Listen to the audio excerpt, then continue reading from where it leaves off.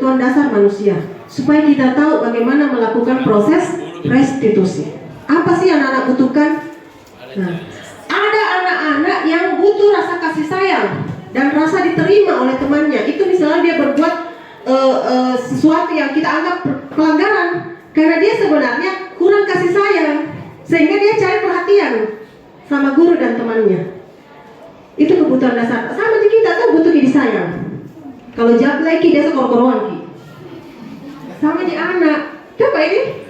Jadi cerita kalau koro-koro pasti jablay. Itu yang anak-anak juga begitu. Dia di rumahnya tidak ada bapaknya, tidak ada mamanya, kakaknya tidak ada, kerja semua. Dia akan cari perhatian di sekolah. Coba dicek. Rata-rata anak-anak yang bermasalah ada dampak-dampak pengaruh keluarganya. Rata-rata. Kemudian rasa ingin berkuasa. Nah, bilang dirinya jago, mau berkuasa di kelas. Itu kebutuhan dasar. Sama kita punya juga mungkin berkuasa. Iya loh. Bagaimana bapak ibu merasa bahwa saya punya kuasa karena saya guru. Jadi maklumi juga itu anak-anak. Kemudian ada namanya hobi mentah mengganggu. Nah, sama mungkin saya hobi mungkin maini orang begitu. Itu kesenangan. Saya senang kalau orang terganggu misalnya. Sama dengan murid kita. Nah, suka ganggu temannya, memang hobinya. Senangi. Padahal itu sebenarnya niatnya mau kayak senang-senang. Kemudian mau bebas. Mungkin terkekang di rumah. Mau nak tunjukkan kebebasannya di sekolah. Itulah dia mengganggu orang lain. Dan ada yang paling penting Bapak Ibu, bertahan hidup. Terkadang anak-anak itu dia punya sesuatu pelanggaran karena dia sedang bertahan hidup, cari nafkah. Itu yang harus digali semua itu. Kenapa sebenarnya ini anakku begini? Di mana 5 kebutuhannya yang tidak terpenuhi? Itulah proses restitusi. Dan kalau ini diterapkan, yakin tidak ada tensi tanah. Kalau sadar ki bahwa kalau itu anak-anak memang kalau begitu, tidak ada tensi itu. Daripada kita berteriak marah itu anak mencak-mencak, tambah emosi, nah dendam sama kita, semakin buruklah dampaknya. Oke? 5 posisi kontrol. Nah, ada 5 posisi tak sebagai guru dalam merestitusi anak. Sebagai penghukum. Kalimat introspeksi diri tak sebentar, selama ini saya lebih banyak jadi apa? Karena ada 5 itu. Penghukum. Pokoknya kita lihat sebentar. Kalau penghukum ini, kau itu selalu membentuk sembarang tinggi. Penghukum itu, kenapa penghukum? Dijudge anak-anak. Dia akan semakin merasa bahwa Yudi saya kapan dapat bentuk. Tidak guruku bilang kau itu selalu bentuk begitu, gitu. Awas kau tidak patuh, kau tidak kerja, kau tugas besok, jangan masuk di kelas. Penghukum. Ya? Kau itu selalu terlambat. Nah, guru seperti inilah yang percaya hanya ada satu cara agar pembelajaran berhasil. Caranya Tongji. Tidak tahu bahwa ada cara lain. Kedua, terkadang guru merasa dia pembuat rasa bersalah. Gara-gara dia murid merasa bahwa dia banyak salahku. Apa dia bilang? Dia kecewa itu sama kau nak. Kenapa sebegitu kok? Dia merasa bahwa guruku saja kecewa sama saya. Dia merasa bersalah karena dijaski. Kemudian berapa kali kau kasih tahu dan itu kau teringanu. Itu berarti anak bersalah marahnya guruku sama saya. Kulapor kau dengan orang tuamu. Gitu. Itu tuh gimana coba kalau orang tua kamu tahu kamu berbuat begini. Di posisi ini, murid akan memiliki penilaian diri yang buruk tentang dirinya karena gurunya bilang bahwa dia buruk. Murid merasa tidak dihargai dan telah mengecewakan orang-orang di sekitarnya. Kecewa sama gurunya. Apalagi kalau baru misalnya datang, tidak ditahu kenapa terlambat, langsung Budi suka tunggu terlambat. Tidak bisa kau juga tidak terlambat. Pasti nanti sih tidak bisa. Dalam hatinya. Karena kita belum tahu kenapa dia terlambat. Misalnya ini kodok, ini teman tak nak. Sebenarnya dia bantu orang tuanya kalau pagi dulu. Kecuali kalau ini anak-anak tidur kalau pagi tidak sembahyang subuh maka terlambat datang. Nah, guru harus sama bersifat sebagai teman. Ayo bantu bapak. Ayo bantu gitu. Ayo ingat tidak bantuan bapak selama ini. Ini juga masih bersifat ini belum teman. Ya sudah kali ini tidak apa-apa nanti ibu bantu gitu. Itu kalimat-kalimat sebagai teman. Seringnya dilakukan semua ini. Apa dampaknya? Bila suatu saat guru tersebut tidak membantu, maka murid akan kecewa. Artinya bergantung sama gurunya terus. Karena dianggap teman dari gurunya. Sering dikasih pertolongan, sering dikasih keringanan. Akhirnya dia merasa bahwa kalau dari itu guru, maaf saya kok tidak itu ibu, dari bela kak gitu. Ada bestiku Busalma itu banyak besti dan siswa. Jadi murid akan ketergantungan sama gurunya. Karena anggaplah itu suka tolong toh? Pemantau. Guru terkadang menjadi pemantau atau pengawas. Apa hukumannya? Bagus sih pertanyaannya. Apa hukumannya? Ini bagus nih. Jadi guru itu harus sebagai pemantau dan manajer. Boleh sekali-kali sebagai teman, asal jangan penghukum dan pembuat merasa bersalah. Kita guru terkadang harus sebagai teman. Kemudian pemantau. Pemantau itu tanya, kenapa kita tadi nak? Itu pemantau. Kenapa terlambat tadi nak? Dan jangan kita tanya di depan teman-temannya. Karena anak biasa tidak mau terbuka kalau banyak dengarki. Makanya sebentar kalau sedang pelajaran tak, misalnya Emi tuh kada terlambat tadi Emi sebentar tuh ke ruangan kita Emi nah sama ibu nah, gitu. Nah jangan ditanya kau Emi terlambat kau tadi di ruangan aku sebentar, jangan ki. Nah Emi sebentar ke ruangan ibu nadi, ki. Nanti berdua ki. Kenapa kita terlambat? Itu tadi malam aku begini. Cerita gitu karena dua ki. Sama dengan BK fungsinya kok sering. Nanti apa keyakinan kelas dulu kalau begini kita terlambat ki. Diingat sih. Kalau tidak naik ingatkan. Yang masalah kalau gurunya dia tidak ingat. Nah, sebagai manajer, posisi terakhir guru sebagai manajer, di mana guru berbuat sesuatu bersama murid, mempersilakan murid mempertanggungjawabkan perilakunya sesuai dengan apa yang kita yakini, yaitu keyakinan kelas. Ini tadi yang aku maksud, bilang ingat keyakinan kelas. Terus bagaimana caranya supaya tidak terlambat bagi? Itu diantar anak-anak untuk cari sendiri solusinya. Jadi tugas manajer guru bukan untuk mengatur perilaku murid, membimbing untuk mengatur dirinya. Seorang manajer bukan memisahkan murid dari temannya, tapi mengembalikan murid tersebut ke temannya yang lebih baik. Sekarang banyak memang ini materinya. Segitiga restitusi merupakan proses dialog yang dilakukan oleh guru. Ada 3 tahapan segitiga restitusi itu. Pertama, kita stabilkan dulu keadaan identitas. Misalnya, kenapa kita adina validasi? Boleh, ini kan tidak berurut. Boleh juga validasi karena ada langkah kedua, validasi tindakan yang salah, tapi tidak harus berurut ini kan. Boleh saja kita mau validasi dulu. Kenapa tadi terlambat kayak ibu? Nah, mungkin kita menstabilkan dulu identitas. Iya, nak biasa itu memang orang terkadang ada halangannya datang ke sekolah. Itu namanya menstabilkan keadaan. Supaya dia yakin bahwa ini mereka gitu.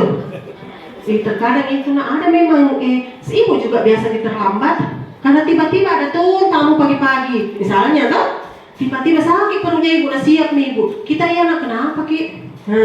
Dia ungkaplah itu. Dari malam bu ada tamu di rumahku biasa misalnya toh itu dari malam bu tergoda main game sampai jam begini akhirnya ketiduran mak. Terus sebentar di tahap akhir kan sudah begini stabilkan identitas, sudah begini memvalidasi apa yang lakukan. Nah di sini, kira-kira misalnya kalau terlambat Ki nak, untung Ki atau rugi Ki? Rugi kamu, apa rugi tak? Tidak kudengar yang tadi apa pertamanya dibilang guruku. Kalau tidak bisa jawab begitu, kita yang pancing nih. Ditahu dia apa tadi pertama yang aku bilang waktu belum pergi datang? Tidak Bu, berarti iya Bu gara-gara terlambat mah itu. Gitu. Jadi dia yang tahu sendiri dirinya. Tapi guru harus pintar gali pertanyaan-pertanyaan yang mengajak anak untuk menjawab. Sama jika kalau mengajar Ki. Ditanya anak-anak tidak ada tahu, karena bahasa tak belum nada tangkap. Ganti bahasa tak, hantar ke anak-anak sampai dia beda ya, hukuman dengan konsekuensi beda. Kalau hukuman, sesuatu yang menyakitkan harus terjadi. Artinya sakit generasi ke anak-anak. Tapi konsekuensi hanya terjadi saja, belum tentu menyakitkan si anak. Hukuman membuat anak sakit fisik untuk jangka waktu lama, dendam. Konsekuensi tidak, dia nyaman. Dia tidak nyaman, tapi tidak dendam sih. Saat itu sih, setelah itu baik sama gurunya. Ada anak itu simpan-simpan kamu tahu di gurunya, itu namanya hukuman. Itu dampak pemberian hukuman. Anak membenci kedisiplinan. Konsekuensi anak kalau kita memberi konsekuensi, sebentar saya perlihatkan apa bedanya pemberian hukuman dengan konsekuensi. Anak menghargai disiplin. Kalau hukuman, anak-anak seolah-olah dipaksa untuk melakukan. Tapi kalau konsekuensi hanya pemberian stimulus, bisa diambil itu nak misalnya. Kalau hukuman, ambil itu sampah, gitu. Sampai anak-anak merasa bahwa kenapa saya disuruh pungut sampah, dia tidak pernah pungut sampah guruku, gitu. Itu seolah-olah hukuman. Kemudian mendorong anak menyakiti diri sendiri. Ini perbedaan konsekuensi, mendorong anak agar mudah menyesuaikan diri. Perbedaannya ya, hukuman akan membentuk konsep diri yang buruk, konsekuensi konsep diri yang baik. Hukuman akan membuat anak belajar untuk menyembunyikan kesalahannya. Iya kan? Karena takutnya dihukum, dia bohong. Itu karena sering-sering kita memberi hukuman. Tapi kalau kita memberi konsekuensi, anak mencoba belajar untuk mematuhi peraturan, karena dia tahu apa konsekuensinya kalau saya langgar ini. Bukan karena takut. Kemudian marah, rasa bersalah, dipermalukan, merasa tak dihargai. Itu akan muncul dalam diri anak kalau kita kasih hukuman, apalagi di depan teman-temannya. Kalau konsekuensi, dia cuma hanya kehilangan hak, kemudian dibuat tidak nyaman dan diasingkan, tapi untuk bersifat sementara. Sebentar kita lihat contoh-contohnya, yang mana hukuman, yang mana konsekuensi. Nah, berdasarkan tadi tabel itu, kesimpulannya, hukuman bersifat tidak terencana atau tiba-tiba. Tidak pernah itu dikonsep, kalau begini, konsep begini. Begitu anak-anak lewat, tidak naik jaki, langsung sini. Langsung tuh tidak pernah direncanakan bahwa mau kasih hukuman ini. Kalau konsekuensi dia terencana dan berdasar pada keyakinan sekolah. Anak atau murid tidak tahu apa yang akan terjadi dan tidak dilibatkan. Tidak dilibatkan maksudnya itu, sebentar kita lihat proses restitusi, dilibatkan anak-anak. Hukuman bersifat satu arah. Dari pihak guru yang kasih hukuman, murid hanya menerima. Kemudian tanpa melalui suatu kesepakatan. Ini yang jarang kita lakukan. Ternyata pemberian konsekuensi itu harus sepakat kedua murid dan guru. Hukuman yang diberikan bisa berupa fisik maupun psikis. Murid, anak disakiti oleh perbuatan atau kata-kata. Jangan kira bahwa dipukul berdarah tapi baru sakit anak-anak, tidak. Disakiti pakai kata-kata saja itu simpan.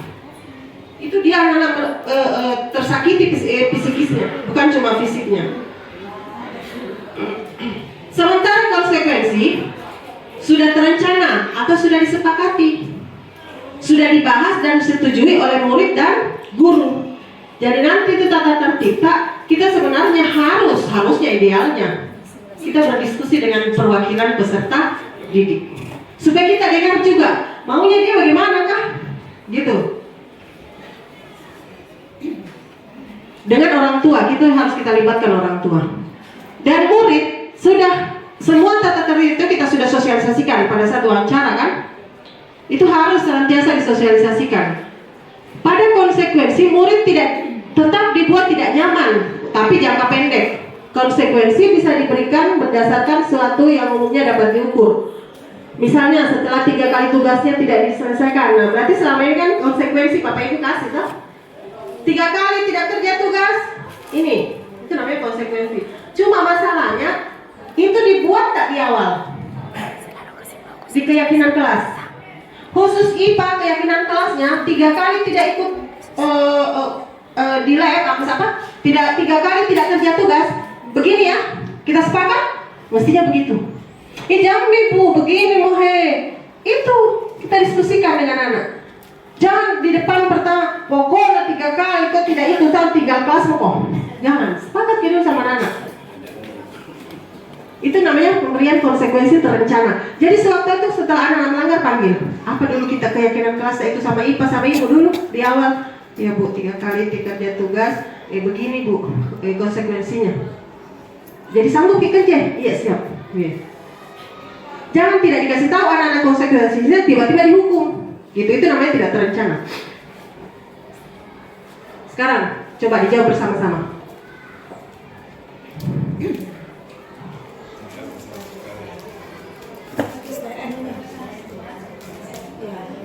Mencatat 100 kali di dalam buku kalimat, saya tidak akan terlambat lagi karena terlambat ke sekolah.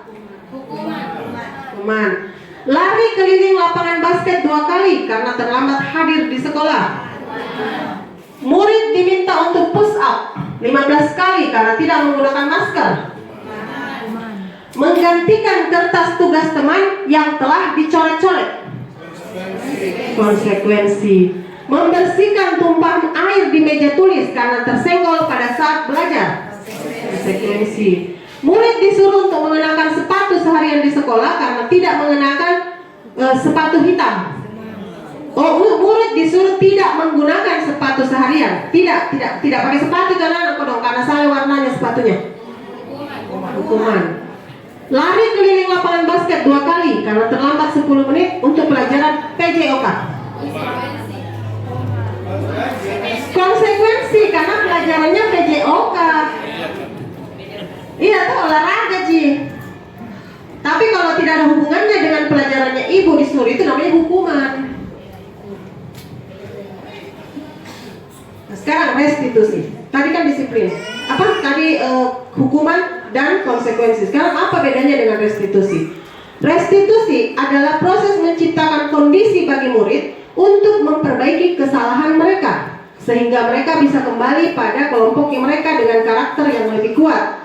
Restitusi juga merupakan proses kolaboratif yang mengajarkan murid untuk mencari solusi dalam masalah mereka dan membantu murid berpikir tentang orang yang seperti apa yang mereka ingin jadi apa dan bagaimana memperlakukan orang lain. Itu restitusi. Jadi kata-kata ini nanti semua muncul pada saat ibu merestitusi anak. Ciri-ciri restitusi bukan untuk menebus kesalahan, namun untuk belajar dari kesalahan. Memperbaiki hubungan. Kalau hukuman kan biasanya dendam, tapi ini tidak, dia memperbaiki hubungan. Bersifat tawaran bukan paksaan. Restitusi menuntun untuk melihat diri sendiri. Restitusi mencari kebutuhan dasar yang mendasari tindakan. Jadi dari restitusi itu kita cari kenapa sih anak melakukan itu. Kita kan selama ini langsung memberi hukuman. Kita tidak tahu dia terlambat karena harus kerja dulu kah, harus pergi urusan mamanya yang sakit kah.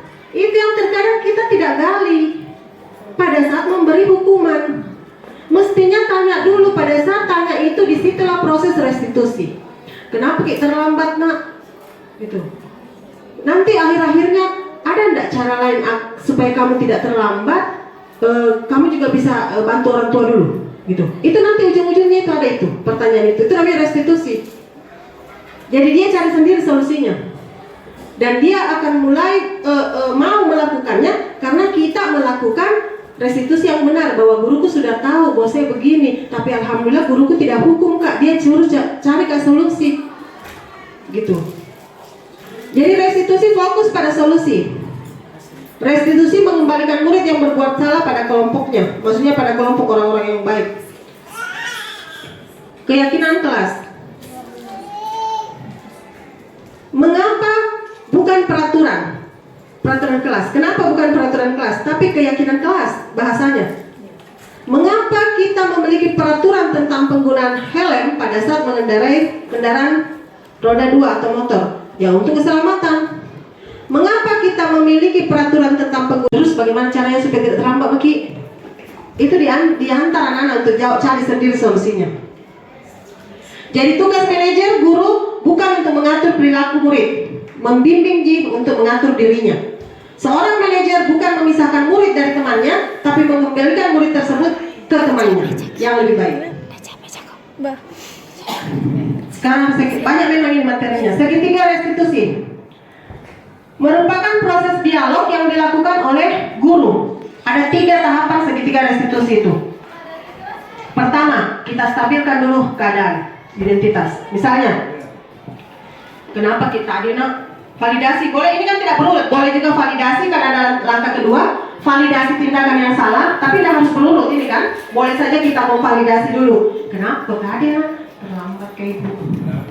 Nah, mungkin kita menstabilkan dulu identitas. Iya, nak biasa itu memang orang terkadang ada halangannya datang ke sekolah. Itu namanya menstabilkan keadaan. Supaya dia yakin bahwa ini marah kak, gitu. Terkadang itu ada memang si ibu juga biasanya terlambat karena tiba-tiba ada tuh tamu pagi-pagi, misalnya tuh tiba-tiba sakit perutnya ibu, udah siap nih ibu. Kita ya nak kenapa ki? Dia ungkap lah itu. Dari malam bu ada tamu di rumahku, misalnya toh. Kita di malam bu tergoda kan main game sampai jam begini akhirnya ketiduran mak. Terus sebentar di tahap akhir kan sudah begini stabilkan identitas, sudah begini memvalidasi apa yang lakukan. Nah di sini, kira-kira misalnya kalau terlambat ki nak, untung ki atau rugi ki? Rugi kamu, apa rugi tak? Tidak kude yang tadi apa pertamanya dibilang guruku. Kalau tidak bisa jawab begitu, kita yang pancing nih. Ditanya apa tadi pertama yang aku bilang waktu belum pergi datang? Tidak bu, berarti iya bu gara-gara terlambat mah itu. Gitu. Jadi dia yang tahu sendiri dirinya. Tapi guru harus pintar gali pertanyaan-pertanyaan yang mengajak anak untuk menjawab. Sama di kalau mengajar ki, ditanya anak-anak tidak ada tahu, karena bahasa tak belum nada tangkap. Ganti bahasa tak, hantar ke anak-anak sampai dia bisa jawab itu. Kemudian bisa jadi tidak terlambat, iya bisa ibu. Kira-kira bagaimana caranya? Itulah namanya menanyakan keyakinan. Kira-kira bisa tidak terlambat nak? Bisa ibu. Itu terlambat. Keyakinan kelas tak ada dulu itu? Ada bu. Ada konsekuensinya tuh? Iya bu, ada bu. Kira-kira supaya tidak terlambat lagi, apa yang harus dilakukan nak? Iya bu, tidak bu. Tidak ibu begini bu, tidak ibu begini bu. Ya betul itu nak, kita itu bilang bukan ibu. Ya terus nak, ditanya ingat ke konsekuensinya kalau kita lambat. Gitu. Kalau terlambat ki, bagaimana kalau kerja ki nak? Untung kita rugi kalau terlambat kita kerja. Rugi kan bu, apa kira-kira dampak positif, ada dampak negatifnya kalau terlambat ke kantor? Nggak tahu ki. Tanya nih, kira-kira nggak dipecat ki, kira-kira rugi kalau dipecat, rugi kan bu, nggak ada gajiku. Misalnya tuh namanya begitu. Jadi apa hubungannya nanti kantor?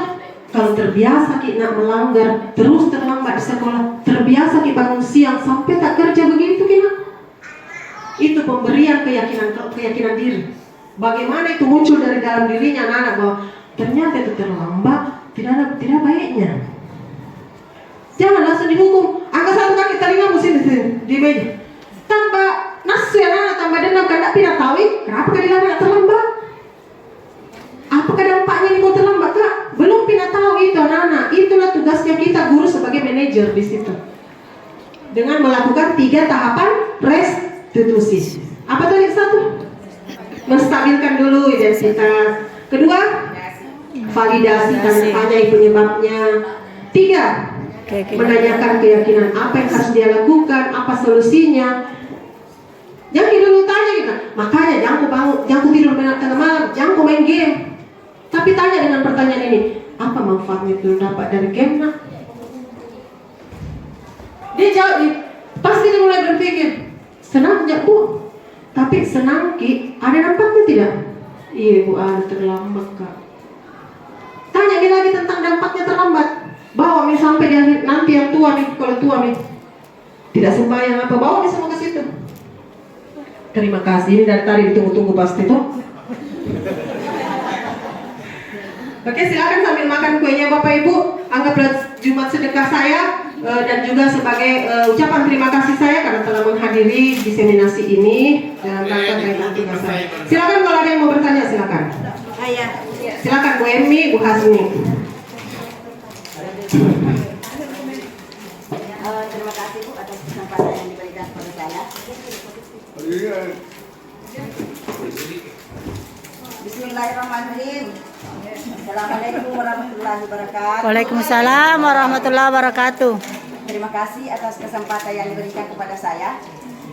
Yang saya mau tanyakan tadi di situ mengenai misalnya menanyakan kalau ada siswa yang apakah itu terlambat memberikan keyakinan kepada siswa bahwa begini yang sebenarnya.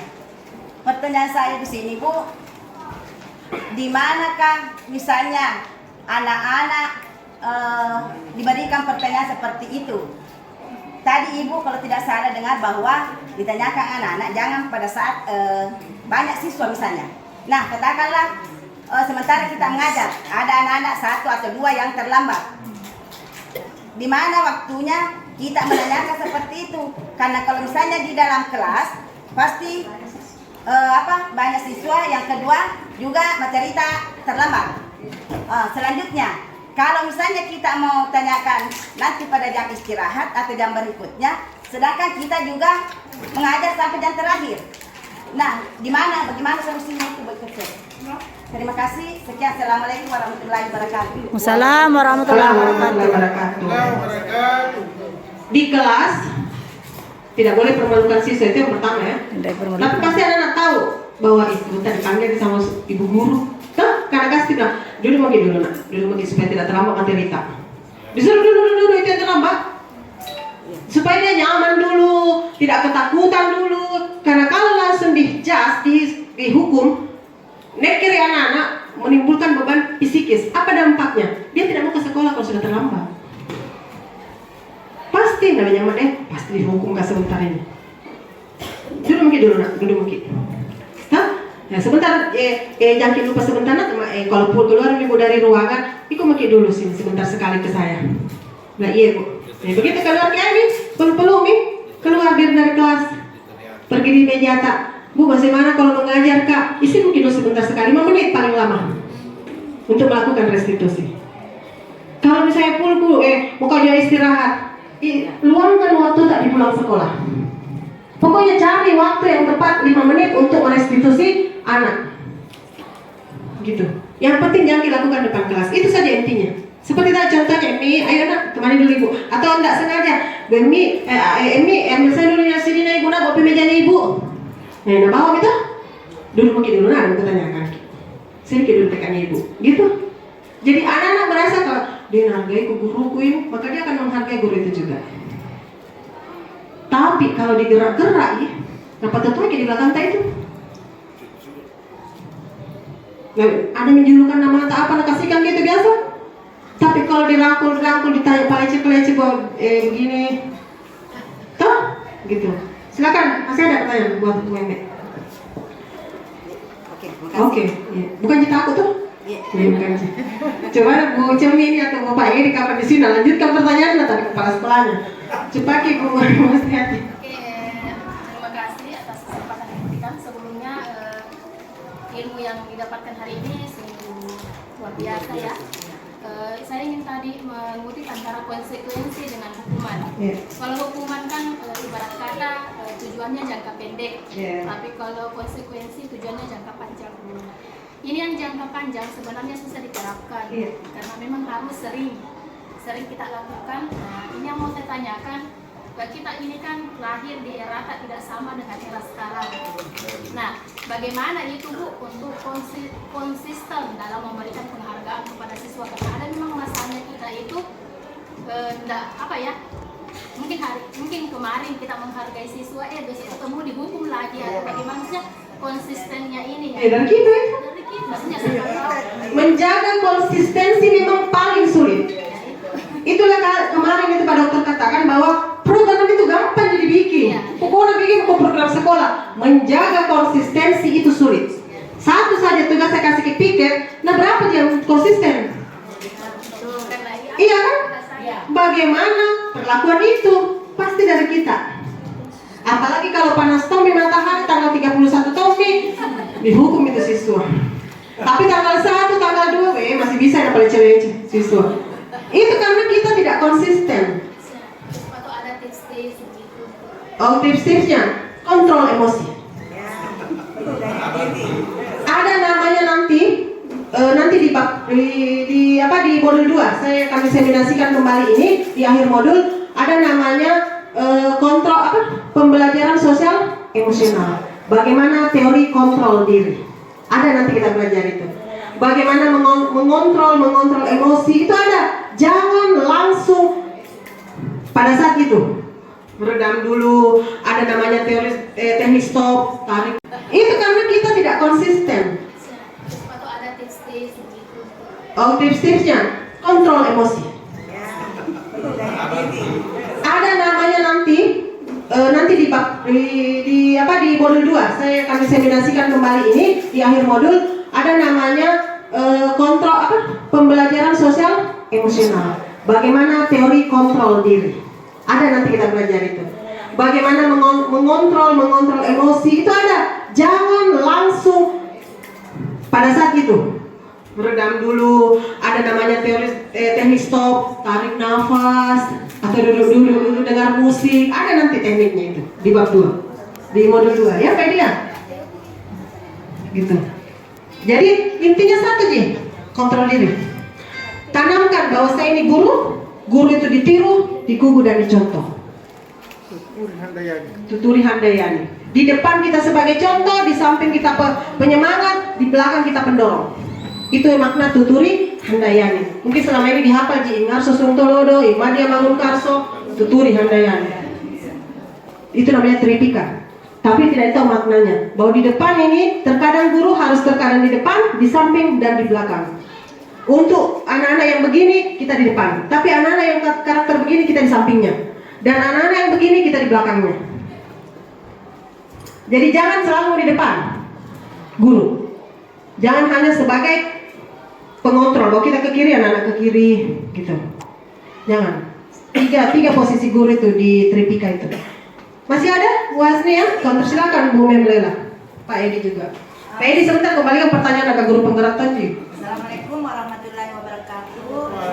Ada kaitannya tadi dengan pertanyaannya Ibu, jika ada yang anak-anak yang melanggar atau ada sesuatu, kita harus panggil tersendiri. Nah kemarin kebetulan saya kelas 8A itu, tidak apa-apa sebut namanya, Anto.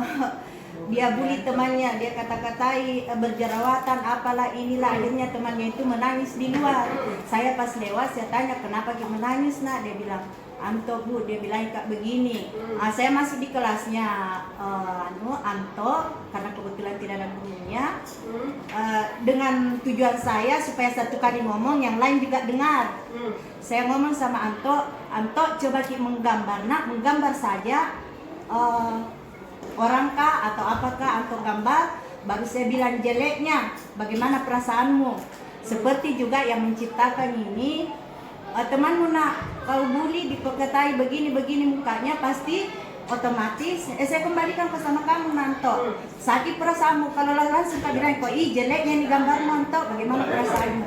Terus besoknya Anto tidak datang, sakit. Saya khawatir jangan sampai gara-gara kemarin saya bilang begitu.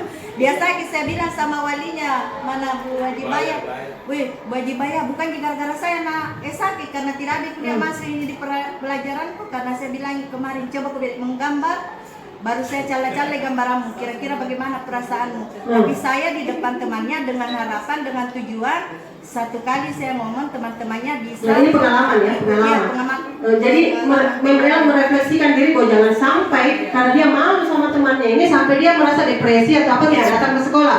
Jadi kan itu pelajaran supaya tidak melakukan hal itu kembali. Itulah saya katakan tadi, jangan di kelas. Ada beban psikis.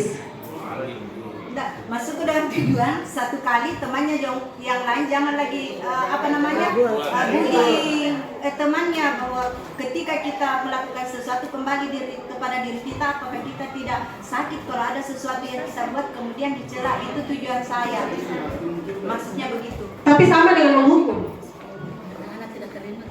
Iya, dia merasa seperti dipermalukan. Karena tetap juga seperti itu. Memang maksudnya mungkin baik, supaya tidak begitu. Tidak apa-apa, nanti dia juga begitu dipanggil kami. Gitu. Yang jelas jangan memberikan dampak psikis kepada anak-anak. Ya Bapak Ibu, karena meetingku berlangsung. Silakan Pak Edi. Terima kasih Bu atas kebenarannya. Tadi Ibu membahas materi mengenai kegiatan kelas, yang mana kegiatan kelas itu adalah dua arah antara guru dengan siswa. Jadi ada kesepakatan bersama.